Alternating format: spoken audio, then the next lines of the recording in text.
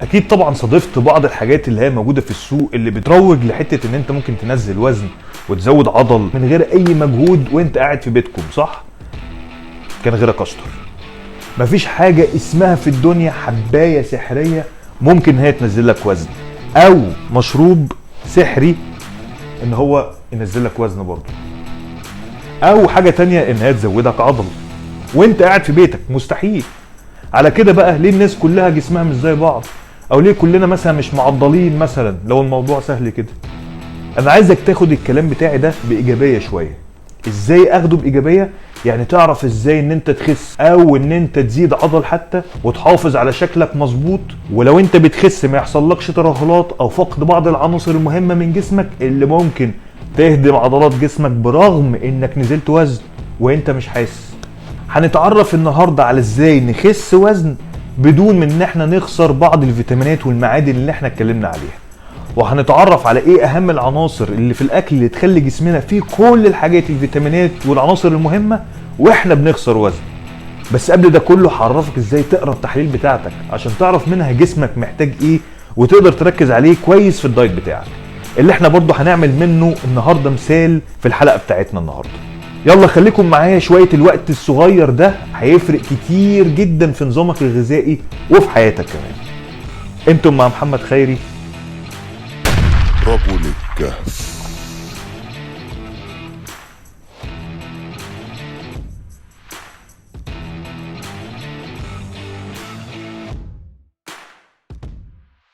ازاي اقرا التحاليل بتاعتي؟ التحاليل يا جماعه متقسمه بين تحاليل دم، ودي اللي بتقدر تحدد مقدار كرات الدم البيضاء وكرات الدم الحمراء والحاجات دي كلها، وهنتكلم عليها بالتفاصيل.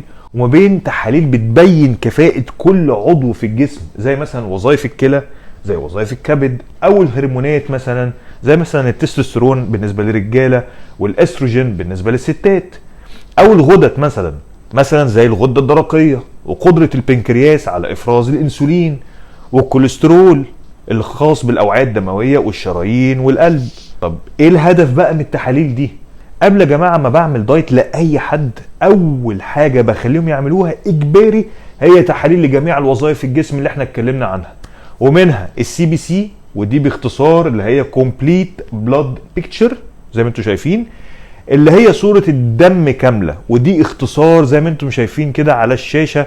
بتتقسم ليه وايت بلاد سيلز او كرات دم البيضة، ودي مسؤولة عن محاربة الامراض والفيروسات، واللي على اليمين دي هو المقدار المفروض الكرات الدم البيضة بتاعتك تقع ما بينها، ولو قلت ده معناه ان الجسم مناعته ضعيفة، ولو زادت قوي معناه ان ده بيحارب مرض قوي جدا ولابد من اجراء فحوصات تانية لو الشخص حاسس بأي تعب في منطقة معينة في جسمه.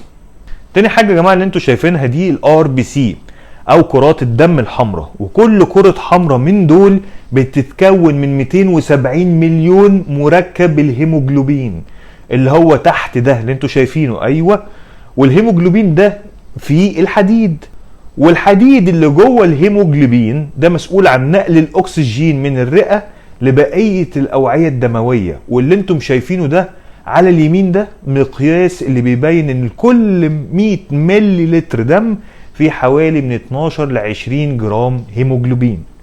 يعني باختصار نقص الهيموجلوبين ده بيؤدي لحاجات كتيرة، منها الانيميا مثلا، لان الحديد اللي جوه الهيموجلوبين اللي احنا اتكلمنا عنه ما وصلش كويس لأعضاء الجسم كلها، وبالتالي اعضاء الجسم دي ما استفادتش من الاكل كويس. وممكن كمان يوصل لتقليل عظم الجسم، وممكن توصل لقدر الله لضمور الكلى او الغثيان والدوخة وفقد الوعي. نرجع تاني للصورة بتاعتنا. الهيموتكريت اللي انتم شايفينه ده بيبين كرات الدم الحمراء اللي هي الار بي سي اس اللي جوه كل 100 ملي لتر دم زي ما اتكلمنا فوق، ودي دايما بتبقى نسبة زي ما انتم شايفين كده. يعني في المثال ده لو قلنا الهيموتكريت 30% وبعد كده وصل ل 26% اللي هو اقل من الطبيعي، اللي هو من 35 ل 49%، وده معناه ان الشخص ده عنده صفائح دم قليلة، وده بيدل على انه عرضة للانيميا. العنصر التاني اللي هو الكوليسترول، مجموع الكوليسترول يا جماعة الكامل اللي هو التوتال كوليسترول ده بيبين مجموع الدهون الضارة اللي هي ال LDL اللي هي عبارة عن الدهون الضارة اللي في جسمك مع الدهون الكويسة او الجيدة اللي هي ال HDL، وده بيقراها الاخصائي عشان بيبين مقدار الخطر اللي على الاوعية الدموية والشرايين كاجمالي. اما ال LDL ده او اللي هو اللو دنسيتي لايبوبروتين او الدهون الضاره دي بتبين تاثير الدهون الضاره على الاوعيه الدمويه، وده معناه ان لو زادت الدهون الضاره في الجسم هيؤدي لانسداد الشرايين ومنها امراض القلب والجلطات وخلافه لا قدر الله. طيب بالنسبه بقى للسكر، دايما بطلب من العملاء بتوعي انهم يعملوا تحاليل سكر وخاصه السكر التراكمي، لانه منه بعرف معدلات السكر في خلال ال3 شهور اللي فاتت قد ايه بالظبط، وده بيبقى دقيق جدا اكتر من السكر العشوائي لان قرايته بتعتمد على التغيرات اللي بتحصل كل يوم في كل وقت، فبيدي متوسط السكر ده قد ايه في الدم لمدة 3 شهور. وزي ما انتم شايفين على الشاشة متوسط السكر الجيد في الجسم بيعتبر 6 او 6.0 او 6، ويمكن بيبقى اقل من كده كمان، وكل ما بتطلع عن الرقم ده معناه الجسم بيبقى عرضة للسكر. وطبعا احنا بنحب نحافظ على مستوى سكرنا مظبوط عشان نعمل رياضة ودايت من غير اي تقييد. طب ايه بقى الدايت المناسب للحالة دي؟ بعد فحص جميع التحاليل بتاعته للشخص ده، خاصة تحليل السكر كوليسترول وصورة الدم كاملة، هنلاقي ان الشخص ده غالبا عنده انيميا زائد كوليسترول عالي، ويا سلام بقى لو السكر التراكمي اكتر من 6، يبقى ده عمل كومبو كده امراض معينة. بس دوري اني مش بس اديك العلاج، لكن ان اغير لك اسلوب حياتك انك ما تحتاجش العلاج اصلا. وغالبا الشخص ده طبيعة اللايف ستايل بتاعته بالشكل التاني. اول حاجة بينام متأخر، وده ممكن يؤدي لارتفاع هرمون الكورتيزول الخاص بالاسترس او الضغط اللي بيؤدي لارتفاع السكر بالتبعية. وطبعا بما انه راجل سهير فاكيد خلص علبة سجاير بعد اكله فاست فود بطريقة مش معقولة.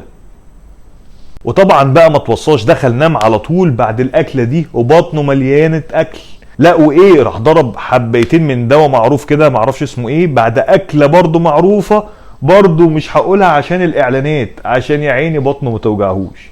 طبعا بقى بالخبرة كده بتعرف طبيعة الشخص ده، وهنا بيبقى قدامه حالتين. الاولى انه يمشي على نظام مظبوط عشان خاطر صحته، والتانية انه يتعالج بالادوية اللي مليانة كيماويات طول عمره عشان الكوليسترول والسكر ما يعلاش. وهنا بيجي الاختيار. لا يا باشا ما نتحرمش، مش بتاعتك دي، بتاعت انا. لكن تخيل كده لو انت فكرت تغير خططك دي وتبتدي تعمل نظام لنفسك تمشي عليه، انت بس مش وفرت فلوسك من تمن الادوية دي كلها اللي ممكن تكون كمان مش موجودة، يعني هتصرف عليها مواصلات وبقشيش ووقت عشان تجيلك. ولا السجاير اللي متوسطة في مصر الفرد مثلا لو بتشرب علبة في اليوم هتبقى مثلا حوالي 1200 جنيه في الشهر، وده مرتب اصلا في حد ذاته لناس كتير جدا. انت كمان بالفلوس دي تقدر تجيب بيها اكلة حلوة نظيفة كده في بيتك وتفسح ولادك وتبسط ولادك برضو، وبالتالي تقلل ضغطك وكوليسترولك وسكرك كمان. تعالوا بقى هنقول هنصرف الفلوس دي ازاي في دايت بسيط بناء على التحاليل دي عشان نصلح السكر والكوليسترول والانيميا من غير ما نتجه للسعرات الحرارية خالص. طيب بالنسبة للانيميا هنعتمد على الاكلات بالشكل ده زي البنجر، العسل الاسود، السبانخ، اللحم او اللحوم البقرية، الافوكادو، البسلة، اللوبيا، الفواكه المجففة والرمان والبطيخ والبيض.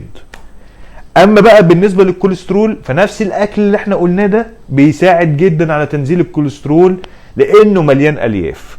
ممكن نضيف كمان المكسرات زي عين الجمل واللوز، وممكن نقلل البيض شوية وهعرفكم ازاي على الموضوع ده.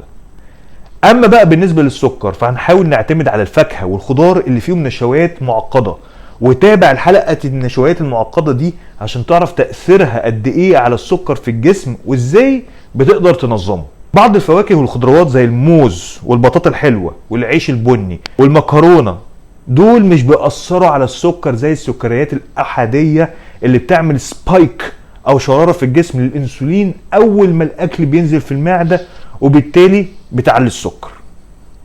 يلا تعالوا بقى كده نعمل دايت خفيف مع بعض، مش هيعدي ال 1500 كالوري، وهيساعدك على تظبط السكر والكوليسترول والحديد بتاعك من غير كمان ما تخس عضلات، وهتخس شحم او دهون باذن الله.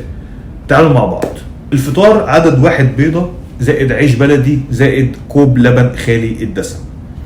وجبة خفيفة رقم 1 هتبقى عدد 1 موزة.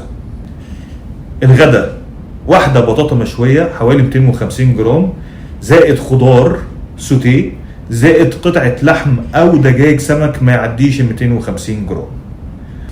وجبة خفيفة رقم 2 عدد 10 لوزات زائد 10 عين جمل على طبق سلطة فيه بنجر طماطم بصل شبت جرجير رمان ومعلقة زيت زيتون، وحاول تقلل الملح والفلفل شوية. العشاء تفاحة زائد كوب زبادي خالي الدسم. الدايت ده يا جماعة فكرته ان هو يعوضنا عن البوتاسيوم، يدينا بوتاسيوم كتير في جسمنا، زائد ان هو يظبط لنا الحديد والكوليسترول وينزل الضغط والسكر باذن الله.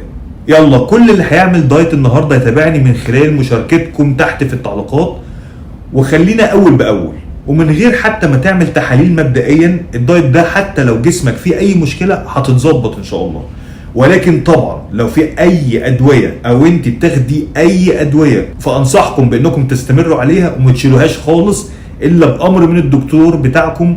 وبرضه ممكن تستمروا على الدايت ده عادي لان النتيجه هتكون سريعه مع الدواء اللي انتم بتاخدوه ان شاء الله. هستناكم في الحلقه اللي جايه وهستنى تعليقاتكم، وشير الحلقه دي لاصحابك عشان برضه يستفادوا من الحلقه كلها. الى اللقاء.